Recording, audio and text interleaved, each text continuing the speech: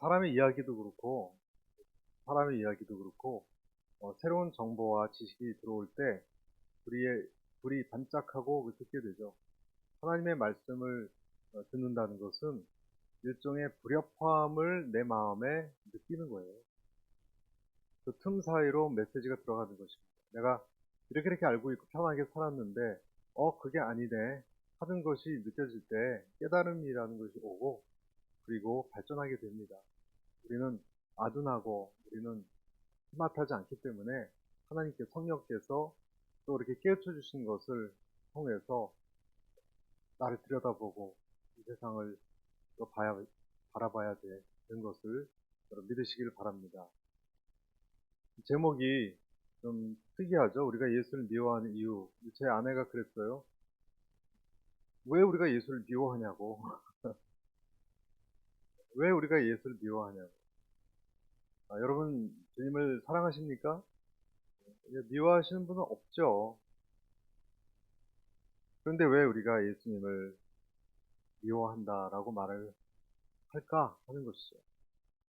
신앙이라는 것은, 기독교 신앙이라는 것은 한마디로 말해서 무엇이냐, 예수님을 사랑해가는 과정이다 라고도 말할 수 있어요. 왜냐하면 내가 사랑한다고 생각하지만 사실은 그렇지 않은 면이 많아요. 어, 네. 계속해서 말씀을 드리도록 하겠습니다. 오늘 예수님에 대해서 얘기하기 전에 베드로가 지난주에는 발과 발목에 힘을 얻어서 일어나 걸어라. 예수님의 이름으로. 내가 줄 것은 은과 금이 아니라 예수님의 이름이라고 얘기했습니다. 그 기적을 보고 사람들이 다 다가와서 깜짝 놀란 거예요. 그랬더니 오늘 우리가 읽었던 것처럼 베드로가 이제 드디어 베드로의 그 놀라운 5천 명을 회개케 하는 설교가 들어갑니다. 베드로의 설교예요. 베드로가 뭐라고 그랬는가? 한마디로 당신들이 예수님을 십자가에 못 박았다. 근데 그가 살아났다. 그래서 그 이름을 믿는 사람은, 부활하신 주님을 믿는 사람은 낫는다. 이 병자가 발과 발목에 그렇게 된 것처럼 치유가 되고 회복이 된다. 말씀대로 산다. 그런 내용을 오늘 얘기하고 있는 것입니다. 그러면서 너희들이 예수 그리스도를 부인하고 넘겨주었다. 자, 13절 한번 보십시오.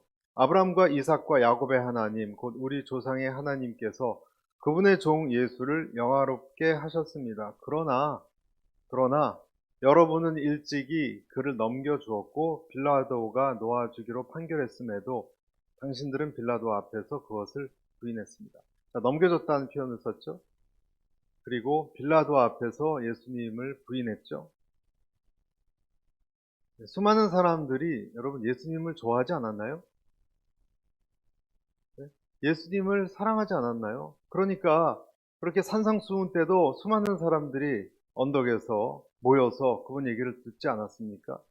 또 오병이어의 기적은 어떻습니까? 5천 명이나 되는 사람들이 밥 굶을 생각 걱정도 안 하고 그렇게 모여서 있었던 거 아니에요? 예수님이 가는 곳마다 사람들이 많이 따라다니고 칭송하고 우리 메시아요 그러고 그러지 않았습니까? 그런데 여러분 한번 질문을 해보고 싶어요. 왜 넘겨줬죠? 예수님을 넘겨줬다 이렇게 우리가 얘기하면 다른 사람들이 그리고 나는 상관없다라고 생각하기 쉬운데 여러분들에게도 질문하는 거예요. 여러분은 하나님의 말씀을 듣고 실행하고자 할 때 이렇게 걸리는 건 없습니까? 좋아하지 않는 부분은 없습니까? 이 뭐와 연관되냐? 사람들이 예수님을 넘겨준 것과 직결되기 때문에 그런 거예요. 다시 말해서 이렇게 말할 수 있습니다. 저와 여러분 예수님을 사랑합니다. 그러나 사랑하지 않습니다. 미워하는 부분도 있습니다. 왜냐하면 어떤 부분은 나하고 안 맞아서 그렇습니다. 예수님이 나한테 하시는 말씀 중에서 어떤 부분인가요? 이것은 예수님을 왜 넘겨줬느냐와 관련이 있어요. 여러분, 오병이어의 기적을 일으켰다고 말씀드렸는데, 그리고 나서 사람들이 예수님을 왕으로 삼으려고 그랬죠.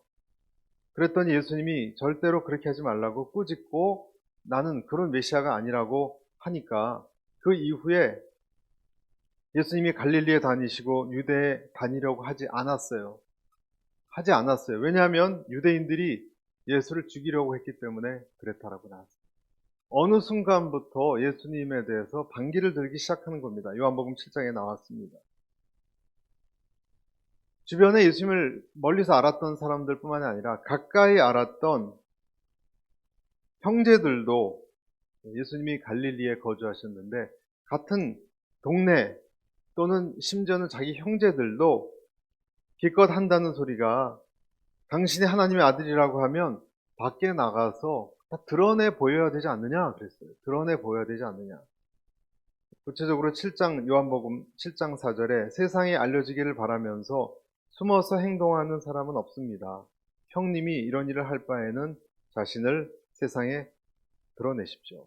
좀 보여주십시오. 저렇게 그 형님을 저렇게 모함하고 저렇게 반대하고 하는 사람들이 있는데 왜 그러는가? 형제까지도 예수님을 믿지 않았습니다.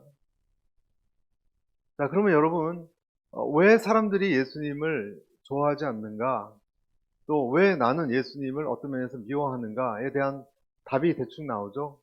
사람들이 왜 그랬습니까? 뭐죠?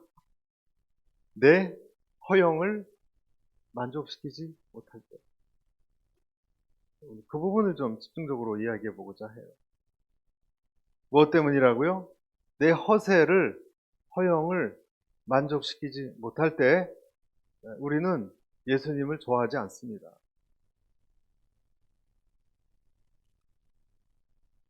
사람들이 정말로 원하는 것은 여러분 진리가 아닙니다. 사람들이 아픈 진리는 원하지 않습니다. 내가 원하는 것을 말해주지 않으면 친구 사이도 틀어집니다. 여러분 아십니까? 친구 사이도 멀어집니다. 따끔한 정확한 충고를 얘기하는 친구를 한두 번 그렇지 내가 고치지 않고 친구가 계속 말한다면 안 만납니다. 사람들은 진리를 원하는 것 같지만 사실은 진리를 원하는 것이 아니고 나를 만족시키는 언어를 듣고 싶어 합니다. 허세죠. 다시 말해서 내 자아를 풍요롭게 해주고 만족시켜주는 사람들을 원하고 그런 모임에 가고 싶어 하고 그런 메시아를 우리가 원한다는 거예요. 거짓됐어도 심지어는 그것이 거짓된 걸 알면서도 내 허위적인 이 자아를 만족시키고 부풀리는데 이바지하는 쪽으로 나는 늘 갑니다. 여러분, 진실을 택하지 않습니다. 힘센 쪽을 택합니다. 아주 냉정한 현실이에요. 여러분, 교회가 됐건 회사가 됐건 어떤 모임이 됐건 사람들이 몰리는 곳은요, 힘센 쪽이지 진리 쪽이 아니에요. 여러분이 행동했던, 우리가 행동을 지켜봤던 것들을 한번 쭉 생각해 보세요. 어떠했습니까? 여러분, 우리가 왜 권위자들에 대해서 때때로 염증을 낼까요? 우리는 사회생활을 하건 성장 과정에 권위자들에 대한 상처를 많이 얘기합니다. 물론 그 권위자가 잘못된 경우도 있지만 어떤 면에서는 내가 훈련받고 싶지 않아서 그런 것 아닙니까? 나에게 고쳐져야 될 것을 그가 정확히 어떤 권위를 가지고 지적하니까 그걸 못 견뎌서 그런 것 아닙니까? 그래서 우리 수많은 사람들은 권위주의를 싫어하지요. 권위자를 싫어합니다. 그러나 그 어떤 사람이라도 그 자체를 견뎌내지 못한다면 그는 평생에 어떤 권위에 대한 훈련을 받을지도 모르겠습니다. 계속 말씀드린데 사람들은 내 편이 되어주기를 원해요. 언제나. 나는 언제나 위로받아야 되고 내가 더 아름답고 가치 있고 훌륭한 사람이라는 것을 인정받는 그룹을 택하고 그런 사람을 만납니다. 그런 자기를 지켜 세우는 리더를 좋아합니다. 그래서 사실은 그 사람들을 좋아하는 것이 아니고 그 리더를 좋아하는 것이 아니라 나의 자애심을 만족시키는, 나를 사랑하는 내 마음을 만족시키는 사람을 우리는 좋아합니다. 다른 말로 이걸 애착이라고 말하죠. 이 세상에 우리가 감미로운 음악을 좋아하는 이유도 사실은 그런 자기 자아의 어떠한 만족을 위해서 하는 경우가 많지 않습니까? 좋은 음악을 좋아하고 맛있는 음식을 먹고 어, 멋있는 어떤 애인의 품에 안기고 싶은 것, 그런 여인을 품에 두고 싶은 것은 다 어떤 면에서는 그러한 내게 있는 허영과 허세, 내 자아를 만족시키는 대상을 우리는 끊임없이 찾아다니는 것입니다. 그것이 잘못됐다는 게 절대 아닙니다, 여러분. 잘못되지 않았어요. 심지어는 여러분, 교회에서도 우리가 봉사하는 이유도 우리가 정말 열심히 하는 봉사하는 사람 중에 어떤 사람은 사람들로부터 받는 인정 욕구 때문에 그런 것이지 정말 하나님에 대한 것이 아닐 때가 많아요. 물론 그렇지 않은 사람도 많지만 내가 이러이러한 것을 통해서 사람들이 나를 굉장히 신실한 사람으로 봐주기를 원하는 자기의 허영에 충실하기 위해서입니다. 사람은 그래서 겸손을 가장하여서 사람들에게 헌신하기도 합니다. 겸손을 가장할 때도 있어요. 그래서 잘 눈치채지 못해요. 인간적 사랑을 끊임없이 요구하는데 알고 보면 나 안에 어떤 헐벗은 자아가, 굶주린 자아가 있기 때문에 그런 거예요. 그걸 누가 뭐라고 말할 수 있겠어요? 나쁘다고 누가 말할 수 있겠습니까? 연약한데. 여러분, 이것이 우리의 현실이에요. 우리의 연약함과 함께 우리의 사악함도 같이 있어요. 그래서 예수님을 따라가는데 예수님이 임금이 되어서 내 생활 수준을 높이지 않는다면 별로 반가워하지 않는 거예요. 할렐루야. 기독교 신앙은 위로와 은혜와 사랑만 있는 것이 아니고 우리에게 냉정한 현실을 보도록 해야 됩니다. 왜냐하면 그때 치유가 일어납니다. 이것이 냉정한 우리의 현실이에요. 그리고 영적인 변화라는 것은 이러한 내 내면에 하나님의 강렬한 성광이 비쳐 들어오는 것을 뜻해요. 이러한 무질서한 내 내면에 기도를 하건 말씀을 보건 누구랑 얘기하다가라도 어떤 깨달음이 강렬한 레이저 성광 같은 것이 내 안에 뚫고 들어올 때, 그리고 이 징그러운 내 자아를 볼 때 그때 일어나는 거예요. 이것을 정화라고 말합니다. 이 정화가 일어나야 되는 거예요.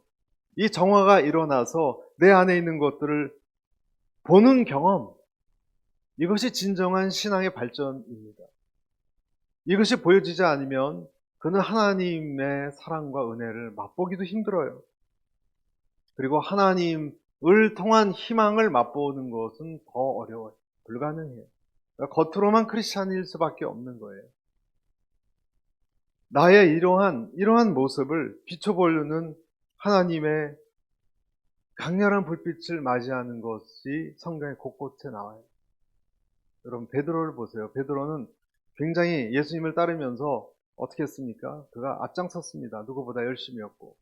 그런데 결국 3번 부인하면서 무엇을 느꼈어요? 3번을 부인하면서 그의 인생에 강렬한 빛이 들어와서 그 안에 그 자신이 얼마나 자기 동료들로부터 인정받으려고 했고 예수님으로부터 인정받으려고 했던지에 대한 그 거짓된 것을 다 드러내게 했어요. 그래서 통곡했던 거예요. 여러분, 베드로에게 그런 통곡의 시간이 없었다면 그는 진정한 예수님으로 인한 거듭난 변화가 없었을 거예요. 그냥 따라다니는 사람이었지. 여러분, 진짜 따라다니는 사람이 있고요. 뭘 얻을까 하고 변화되는 제자가 두 종류가 있습니다. 베드로는 그때 자기 속에 있는 것을 본 거예요, 여러분. 볼 때 달라져요. 아멘. 볼 때 우리 안에 그런 성광으로 인해서 내 자신을 볼 때 달라집니다. 내 자신이 그때 부수어집니다. 그래서 예수님 앞에 그가 3번이나 나를 사랑하느냐 라고 했을 때 그가 발견한 것은 뭐였습니까? 내 안에 그래도 예수님을 사랑하는 마음이 있구나. 있었어요. 그렇죠? 배신했어도 있었어요. 그리고 예수님이 내 양을 그 다음에 치라고. 그 말은 뭡니까? 네가 그렇게 열심히 안 해도 돼. 그렇게 열심히 하는 게 중요한 게 아니라 그냥 나를 사랑한다는 마음이 있으면 충분한 거야. 그것이. 충분한 거야. 인정받지 하려고 하지 마. 여러분, 이것이 정화로 인한 변화예요. 이것이 조명이라고 말하는 거예요. 거짓된 것이 거짓된 것으로 보는 능력. 그것은 내 안에 보이지 않았던 것이 어느 날 보이고, 그래서 예수님의 눈이 내 안에 들어와서 나를 바라보는 것이 일루미네이션, 조명이라고 말하는 거예요. 그러면 그 사람은 겸손해집니다. 그리고 그 사람은 안식을 얻게 됩니다. 여러분, 최근에 우리가 QT를 통해서도 입다 얘기 봤죠. 그럼 입다가 그 자기 딸을 제물로 바치면서 깨달은 것은 하나님한테 뭘 얻어내려고 하나님한테 뭐 전쟁에서 이기면 딸을 드리겠다라고 딜을 했잖아요. 그것이 다 뭡니까? 인정받으려고 하는 잘못된 부산물이에요. 결국 본인의 그런 잘못된 지식으로 인해서 자기 처녀 결혼도 하지 않은 자기 딸이 인신 제물로 바쳐주고 말았어요. 얼마나 안타까운지 모르겠어요. 거절당할까? 이런 사람들의 특징은요, 말은 하지 않지만 신앙생활을 하면서도 긴장감이 있어요. 하나님에게 혹시 인정받지 않으면 하나님이 혹시 내가 이걸 안 하면 인정하지 않으면 어떡할까? 버리면 구원 못 받으면 어떡할까? 까지도 나갑니다. 저는 우리에게 안식이 있게 되시기를 축복합니다. 그런 것이 있다는 것은요, 아직 내가 무엇을 하나님의 앞에서 잘 다 깨닫지 못했기 때문입니다. 그런 사람들이 헌신을 해도 잘못된 헌신을 해요. 피곤한 헌신을 해요. 불안한 헌신을 해요. 인정받으려는 헌신을 해요. 내가 하나님을 이렇게 제대로 알지 못하면 다른 곳에서 채우려고 들고, 다른 곳에서 채우려고 들어요. 하나님에 대해서도 이렇게 맡겨 있으면 다른 곳에서 안식이 없기 때문에, 그리고 내 허세욕을 충족시키는 방법을 찾습니다. 그래서 예수 대신 바라바를 그토록 요구했고 예수님을 십자가에 넘겨주게 된 거예요. 여러분, 정말로 그 사람들이 진리를 몰랐다라기보다도 특히 바리새인들과 유대의 지도자들이, 여러분, 그들이 율법의 전문가들인데 진리를 몰랐습니까?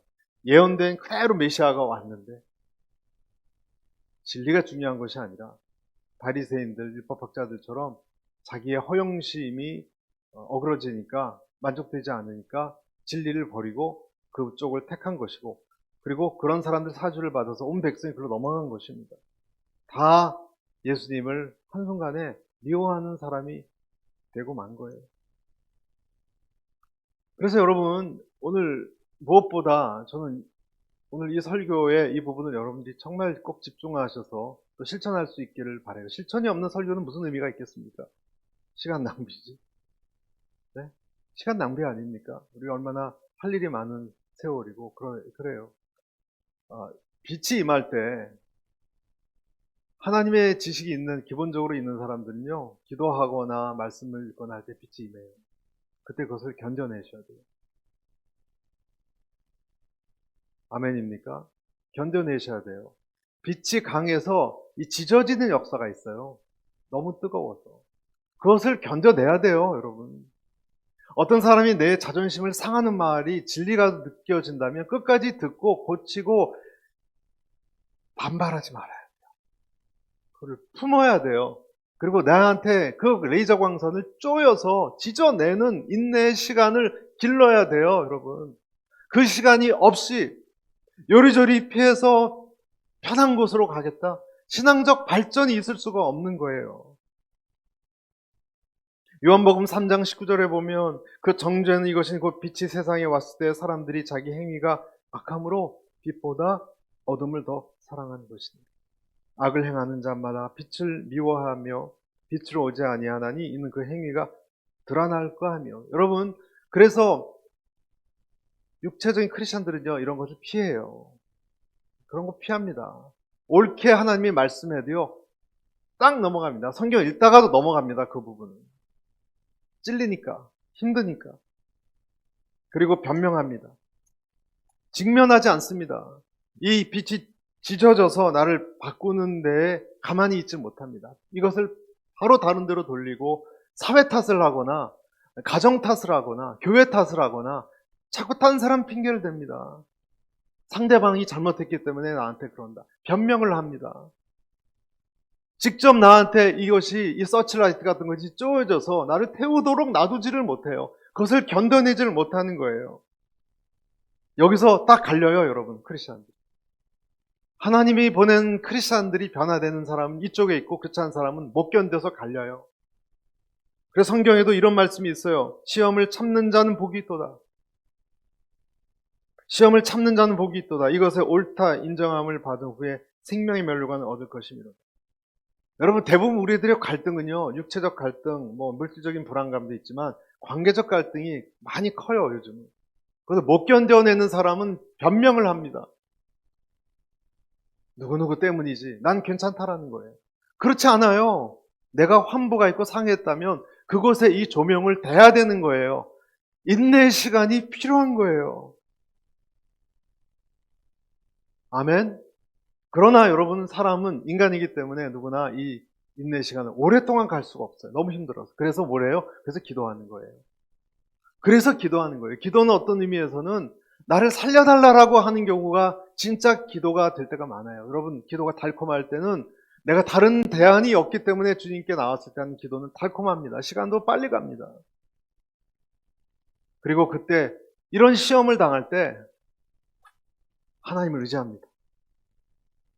그때 하나님을 의지합니다. 처음으로 정말로 하나님을 의지합니다. 이때 내 영혼은 성장합니다. 이때 내 영혼이 성장하는 거예요. 그리고 내 그 광선으로 내 속을 보게 되는 거예요. 그리고 은혜를 체험하는 거예요. 그렇지 않으면 어떻게 됩니까? 기도 안 하지? 아니요. 하나님은 그 사람 기도 안 하는 게 더 괴롭게 만들 때가 있어요. 마귀가 가만두질 않아요. 그래서 기도로 또 나오는 거예요. 기도로 돌아가는 게 쉬우니까 오히려 여러분 기도의 처소를 찾는 게 오히려 쉬운 때가 있지 않았습니까? 오히려 기도 굴에 가는 게 더 편해요. 마음도 편하고 살 것 같을 때. 그때 여러분이 하나님을 만날 때예요. 그때는 전신갑주가 있거든요. 마귀의 괴계를 대적하는 전신갑주를 입으라. 미혹하고 공략하여 못 견디고 할 때 그 사람은 매일매일 기도로 사는 것입니다. 여러분, 이것이 안 하면요. 여러분, 이 조명을 나에게 쪼여서 기도로 나가는 이 일을 안 하면 어떻게 될까요? 여러분께 여쭤볼게요. 여러분, 어떻게 될까요, 그러면 나는 어떻게 됩니까? 나는 여전히 나의 흙덩어리를 못 보는 거예요. 이 조명을 치워버렸기 때문에 나는 여전히 육체로 또 살아가는 거예요. 내가 또 내 허영을 만족시키는 쪽으로 가는 거예요. 전혀 발전이 없습니다.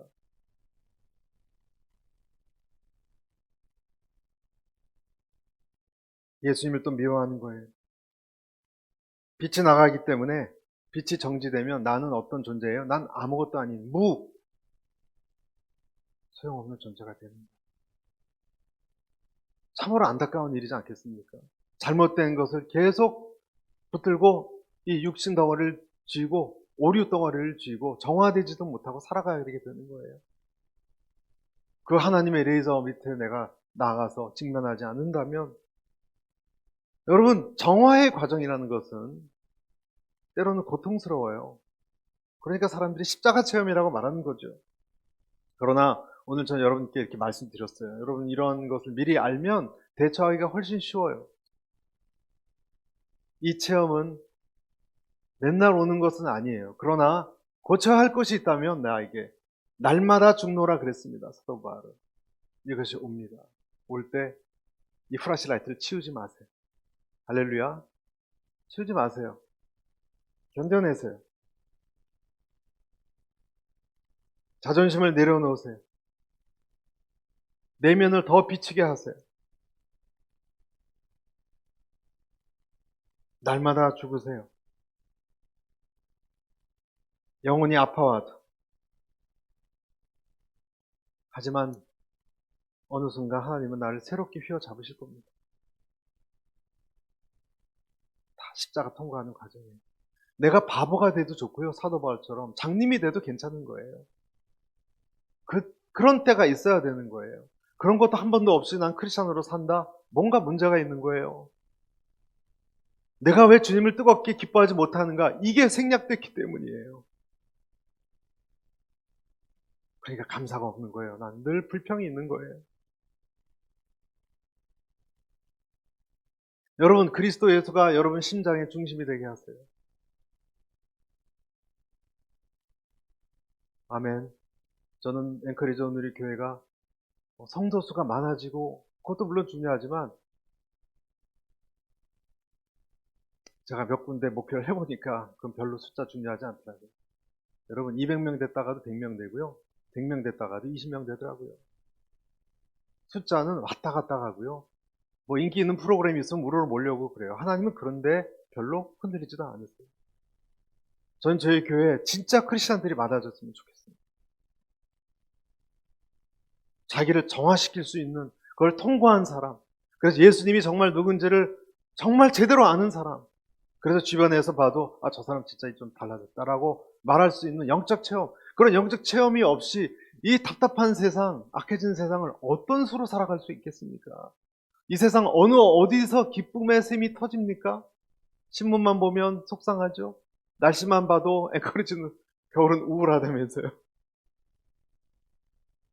이 세상을 우리가 어떤 마음으로 이겨낼 수가 있겠습니까? 이러한 주임을 내 심장 중심에 모시지 않는 이상. 여러분, 인간관계도 그렇고 어떤 권세 있는 쪽을 따르지 마시고 진리 쪽을 따르시고 의로운 쪽을 따르시기를 축복합니다. 어느 고등학교에 고등학생이 왕따 당하고 있는데 한 명이 왕따 당할 때 옆에 그 친구가 그 왕따 당한 학생을 친구를 되어줄까 말까 둘 중에 하나 아니에요. 친구가 되어주면 같이 왕따 당하고 고통당해요. 걔를 외면하면 기쁨 쪽에 서요. 항상 즐겁게 지내고. 그 아이는 고민하지 않겠습니까? 거짓된 편안함을 누리겠습니까? 아니면 불쌍한 아이를 위해서 같이 그것을 공유하겠습니까? 여러분은 어떤 쪽이십니까? 예수님이 옳지만 사람들의 분위기상 우리한테 도움이 안 된다고 같이 떠넘기시겠습니까? 빌라도에게. 우리에게는 허세가 있다면 다분히 그렇게 하지요. 우리가 예수님을 사랑한다고요? 여러분은 주님의 진리 때문에 얼마나 손해보셨습니까? 얼마나 억울하셨습니까? 그런 적이 전혀 없다면 여러분 예수님 사랑한다라고 말씀하지 마세요. 다 감상주의예요. 그것은. 오히려 미워하는지도 몰라요. 어떤 면. 미가서 6장 8절에 사람아 주께서 선한 것이 무엇임을 내게 보이셨나니 여호와께서 내게 구하시는 것이 오직 공의를 행하며 인자를 사랑하며 겸손히 네 하나님과 함께 행하는 것이 아니냐. 여러분 그러면 이 사람은 예수님과 비슷해집니다. 당연하겠죠? 예수님과 비슷해져요. 그래서 예수님이 25장의 마태복음을 보면 심판 때 양과 염소 나눌 때 그런 말 하잖아요. 헐벗고 옥에 갇히고 그런 사람을 네가 나를 도와줬다. 우리가 언제 그랬습니까? 언제 그랬습니까? 우리가 그렇게 작은 사람한테 한 게 나한테 한 거였어. 여러분 양과 염소는 어떻게 구분되냐면 그들의 행동이 아니고요. 예수님을 닮았느냐의 문제예요. 우리가 예수님을 닮아 있지 않다면 구원을 여러분 두려워하셔야 돼요. 우리가 산 날보다 살 날이 더 짧지 않습니까? 제 아내하고 계산을 해봤더니 결혼해서 산 날보다 결혼을 하고 앞으로 살 날이 더 짧더라고요. 금방 간다는 뜻입니다. 그러면 내가 예수님의 옷을 입지 않으면 염소 쪽에 설 수도 있는 거 아니에요? 나를 위해서만 살아오고 내 허세를 충족시키는 데 살아온다면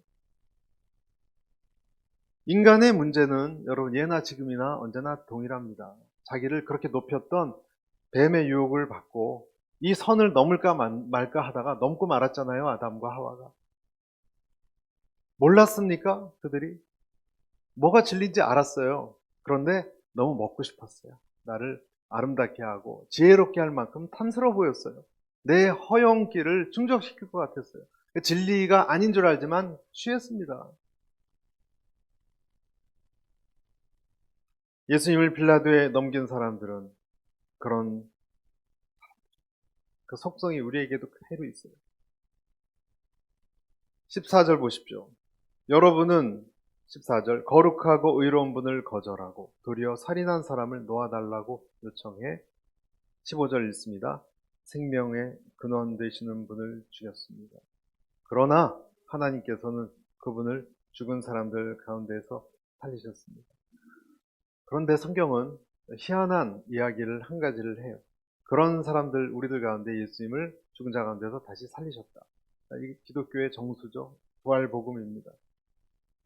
그리고 16절에 보면 예수의 이름을 믿는 믿음으로 인해 그분의 이름이 여러분이 보고 아는 이 사람을 온전케 했으니 예수로 인해 난 믿음이 여러분 앞에서 이같이 그를 완전케 낫게 했습니다. 이 복음은요, 이렇게 자기 자아만 섬기는 이기적인 그런 혼탁하고 어두운 이 세상에 일종의 돌연변이 같은 거예요. 부활이라는 것. 다 죽어가는데 같이 하나가 확 소생해버리는 거예요.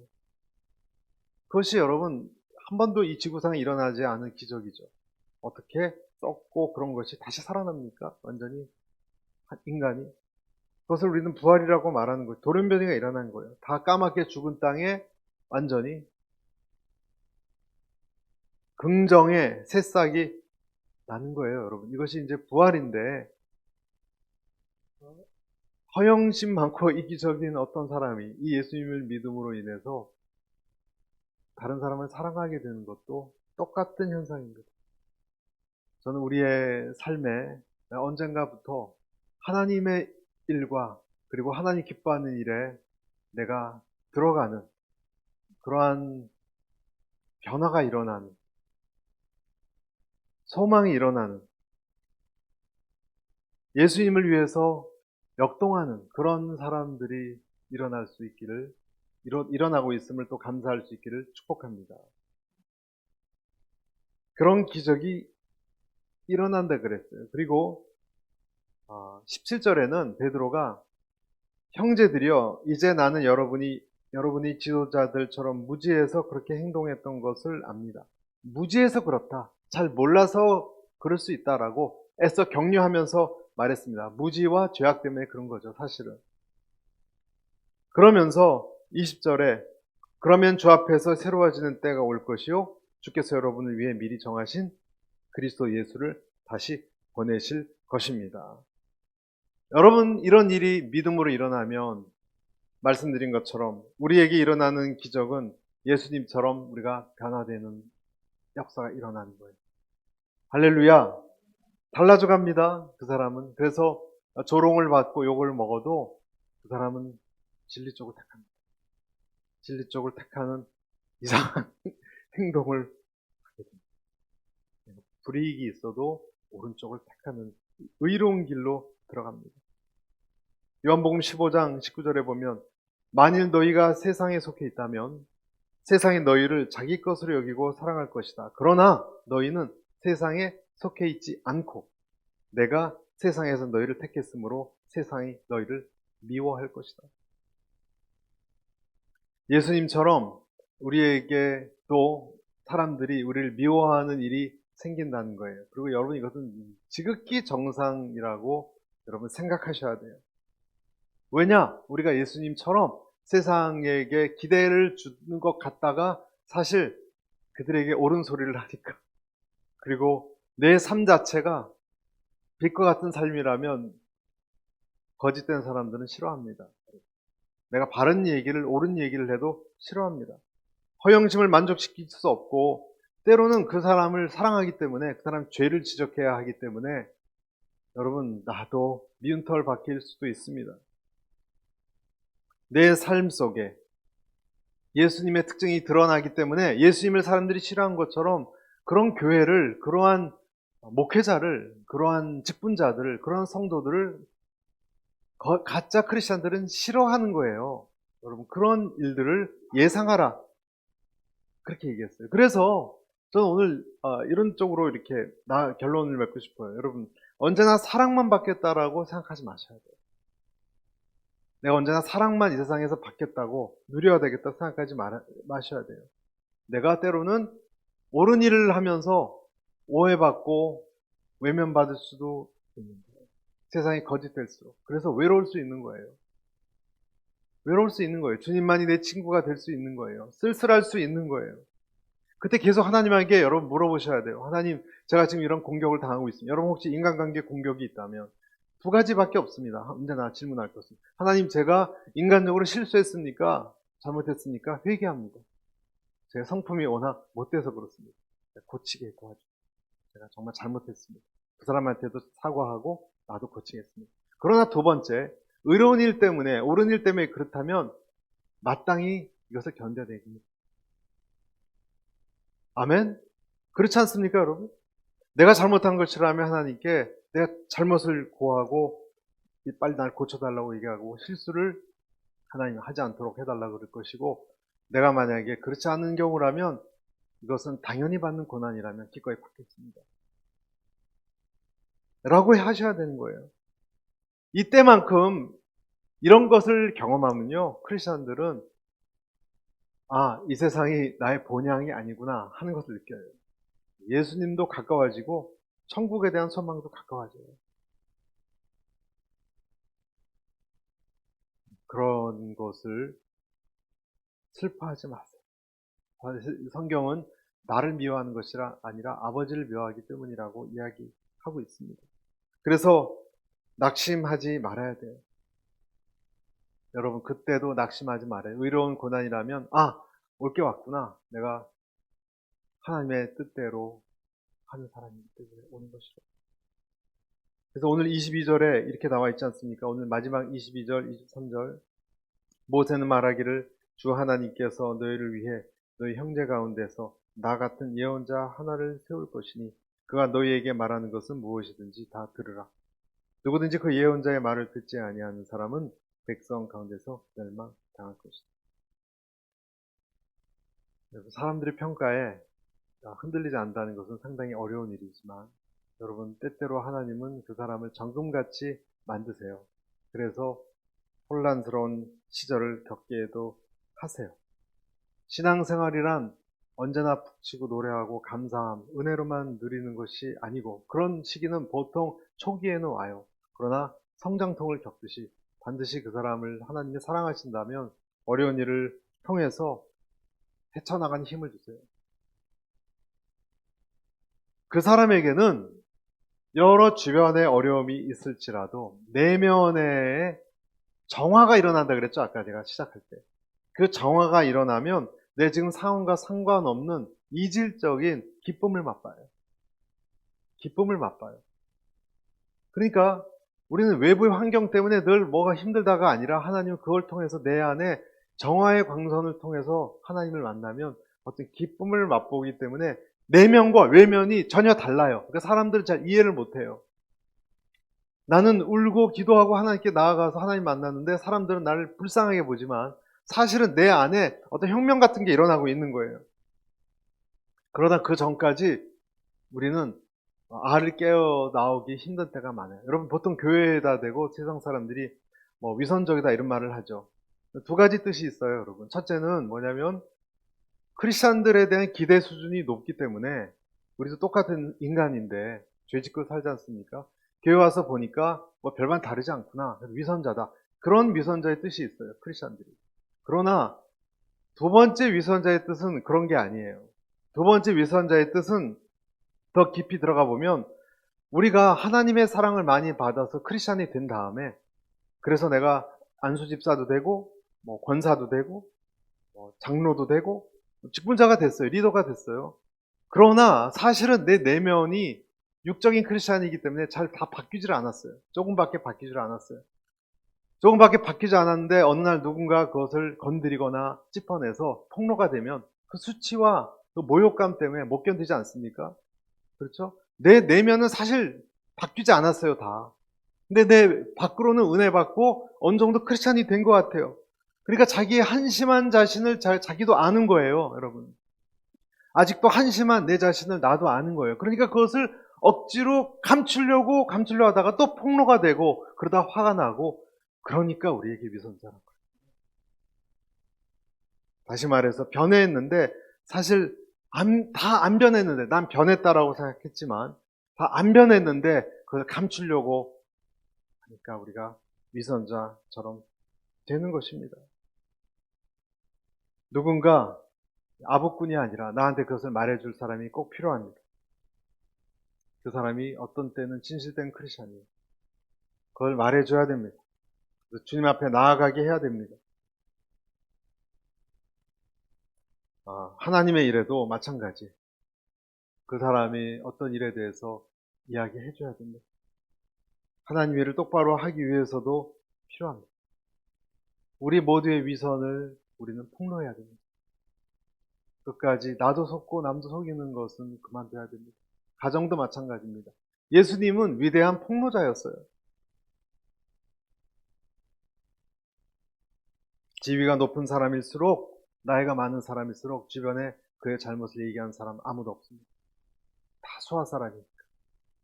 그러나 이 세 가지입니다. 늘 성경을 통해서 하나님 말씀하세요. 보통 제 상처가 없어요. 상처가 내가 깨달으면 되니까. 성경을 통해서 내가 깨닫지 못하면 어떤 일이 일어납니까? 두 번째 방법을 쓰세요. 하나님 사람을 통해서 지적하세요. 사람을 통해서 이 사람도 지적하고 내 아들도 얘기하고 남편도 얘기하고 내 친한 친구도 얘기하고 목사님도 지적하고 그래도 그 사람이 듣지 않으면 세 번째 단계를 하나님 쓰십니다. 사건이 일어납니다. 사건이 일어납니다. 그래서 깨닫게 하십니다.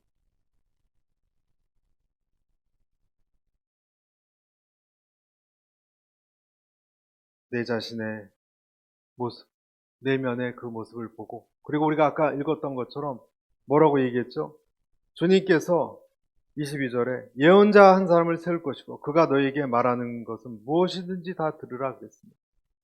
그러니까 내면에는 하나님의 강렬한 빛이 비추고요. 외부적으로는요, 그렇게 지적하는 말씀이에요. 방금 말씀드린 말씀이 기준이에요. 이 세상에 혼탁한 세상에는 외부적으로 말씀이 있고요. 내면으로는 하나님의 정화의 빛이 있어요. 이 양쪽에서 크리스천들은 오도 가도 못해요, 여러분. 그래서 양쪽에 꽉 잡힌 거예요. 밖으로는 준수하고 순종해야 될 말씀이 있고요. 그리고 내면으로는 나를 찌르고 비춰주는 광선이 있습니다. 그 사람이 어떤 사람이냐면 복받은 사람. 아멘. 하나님을 모르는 사람은 아예 없어요, 이게. 외부의 말씀도 무시하고 내면에 뭐가 들어오려고 그러면 거둬버리고 영원한 암흑 속에서 사는 거예요. 그래서 요한 1서 2장 27절에 너희는 주께 받은 바 기름 부음이 너희 안에 거하나니 아무도 너희를 가르칠 필요가 없고 오직 그의 기름 부으심이 모든 것을 너희에게 가르치며 또 참되고 거짓이 없으니 너희를 가르치신 그대로 주 안에 거하라. 말씀을 맺겠습니다. 하나님으로부터 난 사람은요, 이 빛이 내 안에 하나님께서 성령의 능력으로 비춰주십니다. 이 빛이 비춰주십니다. 가르칠 필요가 없을 정도로 부활하신 주님을 만납니다. 내 허영과 허세를 깨닫습니다. 여러분, 이 빛이 비춰줘야 돼요. 우리에게 이것이 깨달아져야 돼요. 그래야 그가 주님을 만납니다. 돌아옵니다. 그러면 밖에 하나님의 예언의 말씀 들고 살아갑니다. 이것이 크리스천입니다. 그 인내 시험에 지져지는 과정을 능히 통과하셔서 이 주님을 꼭 만날 수 있게 되기를